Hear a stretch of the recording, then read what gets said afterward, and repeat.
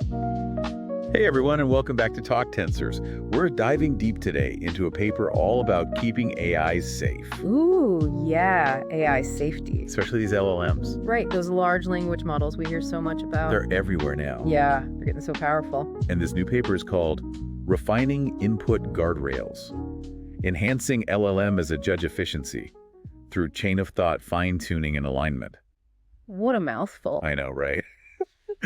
But don't worry, we'll break it all down. It's really about making those LLMs better at spotting the bad guys. Exactly. Like, how do we stop people from tricking these super smart AIs into doing bad things? It's like they're training them to be expert judges. Whoa, like in a court of law? Kind of. They have to decide if an input is good or bad, like ethical or not. So they're judging the inputs, not the outputs. Exactly. And they use some really interesting methods inspired by behavioral economics, too. Oh, wow. Like how humans react to different things. Yeah, things like how we're more sensitive to losses than gains.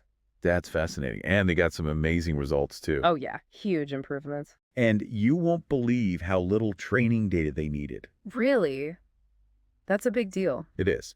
So let's take a step back for a second. Okay, sure. Why are these input guardrails so important? Well, think about it. LLMs are being used everywhere now, True, in all sorts of important systems. at like chatbots and even decision-making systems. And what if those systems get manipulated? Yeah, by bad inputs. That could be really serious. Definitely, we need to make sure these AIs aren't tricked into doing harm. Right. It's like having a brilliant student, but they're easily influenced by the wrong crowd. That's a good analogy, and that's where these input guardrails come in. They're like the security guards for the AI Yeah, exactly. They're constantly monitoring for anything suspicious. and making sure those bad inputs don't get through to the LLM. Right. And Yeah. this paper takes those security measures to a whole new level. Oh, really? How so? Well, instead of just simple filters or blacklists, Which can be easily bypassed. exactly, they focused on improving the LLM's reasoning skills. So the AI is actually thinking critically about the inputs. Yes.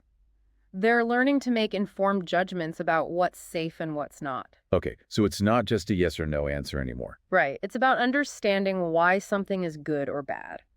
So how did they teach the LLM to reason like that? That's where this chain of thought fine-tuning comes in. That sounds intense. It is, but it's basically teaching the LLM to explain its reasoning. Kind of like showing your work in math class. Exactly. So instead of just saying guilty or not guilty, The AI has to lay out its arguments.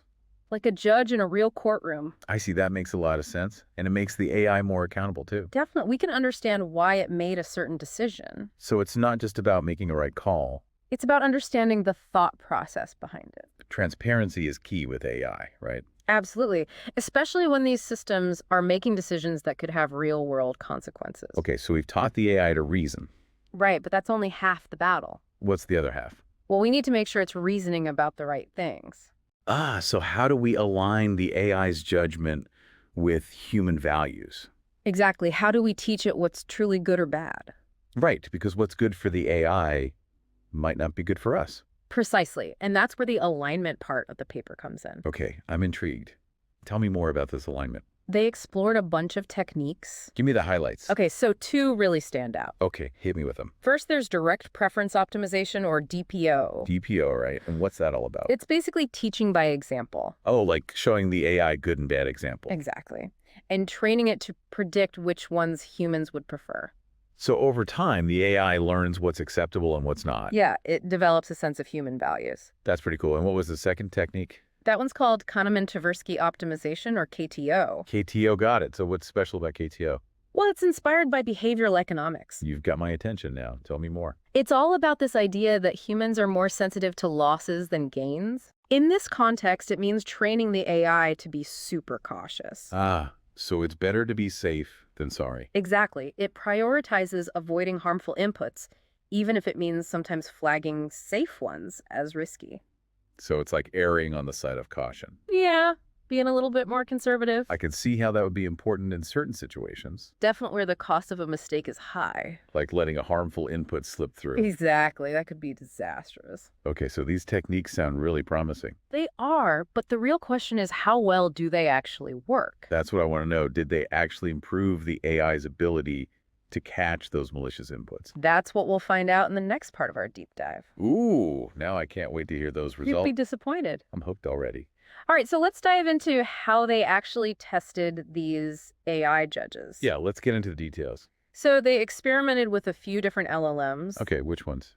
And why those specific models? Well, they used Mistral 7B Instruct version 2, Okay, Mixtral 8x7B Instruct version 1. got it.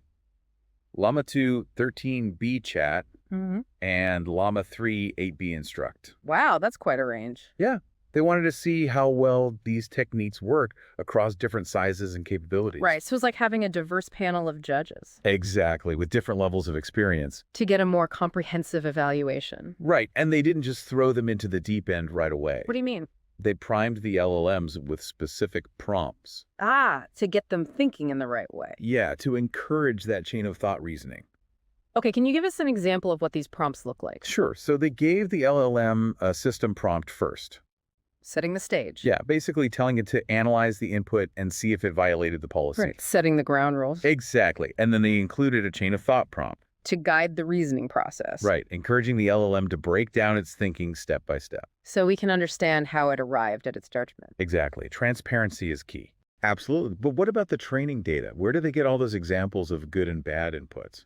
Well, for the malicious inputs, they used several open source datasets. Oh, really? Like what? There's advbench, Okay. malicious instruct, Mm-hmm. and jailbreak prompt set. Wow, those sound pretty intense. They are. They're full of all sorts of adversarial attacks. Designed to trick the AI. Yeah, to make it do bad things. Like reveal sensitive information or bypass safety protocols? Exactly. It's like a collection of all the worst things you could say to an AI. Yikes. So how do they balance that out? For the safe inputs, they generated a bunch of harmless everyday queries. Okay, so the AI learns to distinguish between the good and the bad. Right. The malicious and the benign. Okay, now let's talk about the alignment techniques. Yeah, the DPO and KTO. How do they actually implement those? Well, it involved providing feedback to the LLM on its responses. Guiding its judgment. Exactly. With DPO, they presented pairs of responses, one good, one bad, Okay. and trained it to predict which one humans would prefer. So it's learning from human feedback. Right. And with KTO, they used a special loss function. A what? A loss function. It's basically a way of penalizing the LLM for making certain mistakes. So it's like saying, hey, you really shouldn't do that. Yeah, but in a more mathematical way.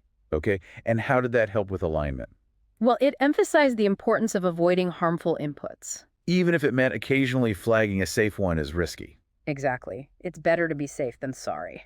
Right, so how much data did they need for all this training? That's the surprising part. They actually achieved great results with relatively small data sets. Really? How small are we talking? For fine-tuning, they only used 400 examples. Wow, that's way less than I expected. And for testing, around 6,800. That's still pretty small considering the complexity of the task. Yeah, it shows that you don't need to be a tech giant with mountains of data to implement these techniques. That's great news for smaller developers and researchers. Definitely it makes AI safety more accessible. Okay, so now for the million-dollar question. How well did these fine-tuned AI judges actually perform? The results were quite impressive. In what way? Well, they saw significant improvements in the AI's ability to correctly classify malicious inputs. So they were better at catching the bad guys. Exactly. And they called this the attack detection ratio, or ADR. So higher ADR means better security. Right. And they also saw a reduction in false positives. Meaning? The AI was less likely to mistakenly flag a safe input as malicious. Oh, that's important. We don't want a system that's constantly crying wolf. Exactly. It would undermine trust. That'd be super annoying. Definitely. And to make sure their approach was really working. They compared it to other models, right? Yeah, they tested it against some publicly available input guardrail models. How did it stack up? Their fine-tuned models consistently outperformed the existing systems. Well, that's a strong endorsement. It is, but they did mention some limitations. Of course, no system is perfect. One challenge is covering all possible attack vectors. Right, because the bad guys are always coming up with new tricks. Exactly. It's an ongoing arms race. And what was the other limitation? The computational cost of training these models. Ah, so it takes a lot of computing power. Yeah, especially for larger LLMs with more data. But as technology advances, that might become less of an issue. Hopefully so. But overall, this research offers a really promising roadmap for building safer AI. I'm impressed with the ingenuity and thoroughness of their work. Me too. And what's really exciting is the potential for future exploration. Yeah, this research has sparked some really interesting ideas. It's time to venture into the realm of novel notions. All right, so we're back for the final part of our deep dive. Time to explore some novel notions. Yeah, those intriguing ideas that could change the game for AI safety. Exactly, stuff that might sound a bit out there but could have a huge impact. Okay, well, hit me with your first novel notion. So one thing that's been on my mind is this idea of a meta guardrail. A meta guardrail. Okay, what's that all about? Imagine an AI that goes beyond just being trained on a fixed set of rules. Okay, so it's not just following a pre-programmed script. Right, it's more like an AI that can learn and adapt to new threats. Whoa, so it's constantly evolving. Exactly, it would be like a digital guardian, always vigilant, always learning. So how would this meta guardrail actually work? Well, it would constantly analyze a ton of information. Like what kind of information? Everything, news articles, social media discussions, ethical guidelines, legal precedents, you name it. Wow, that's a lot of data. Yeah, it would be like having a super-powered research assistant. But instead of just helping us humans, It's actually helping to protect us. by identifying potential risks in AI development before they even become problems. Right, it's about being proactive, not reactive. Always staying one step ahead of the bad guys. Exactly, and here's the really cool part. Go on. This meta guardrail wouldn't just be a passive observer. It would actually do something with all that information. Yeah, it could actively propose new ethical guidelines and safety protocols. Whoa, so it's shaping the future of AI development. In a way, yes, it's like a digital guardian angel for humanity. That's a pretty amazing concept. It is. It would be a huge shift from our current approach to AI safety. Yeah, instead of relying on static rules that quickly become outdated, We'd have a dynamic self-learning system. they can keep up with the rapid evolution of AI. Okay, so that was a pretty epic, novel notion. Right. What else have you got for us? Right. How about jailbreak prompt immunity? Jailbreak prompt immunity. Now that sounds interesting. It does, right? Imagine an LLM that's completely immune to those sneaky jailbreak prompts. Oh, so no matter how clever the attacker is, It can't trick the AI into doing something bad. that sounds like the ultimate goal of AI security. It is, but how do we achieve it? Yeah, that's the million-dollar question. Well, one approach could be to train the LLM on a massive data set of jailbreak prompts. Like exposing it to all the worst possible attacks. Exactly, almost like giving it a digital vaccine. So it learns to recognize the patterns of a malicious prompt. Yeah, no matter what words are used. So it's not just about the specific language. It's about understanding the underlying intent. That makes sense, but it would require a huge leap in natural language understanding. The AI would need to really grasp the nuances of human language. To see through the deception. Right, to understand when someone's trying to manipulate it. That would be a game changer for AI safety. It would make these systems so much more robust and resilient. Okay, so we've explored some pretty mind-blowing ideas today. We have. They're definitely food for thought. But remember, these are just novel notions. Right, they're starting points for conversations and research. Who knows, maybe someday they'll become reality. That would be incredible. A future where AI is truly safe and trustworthy.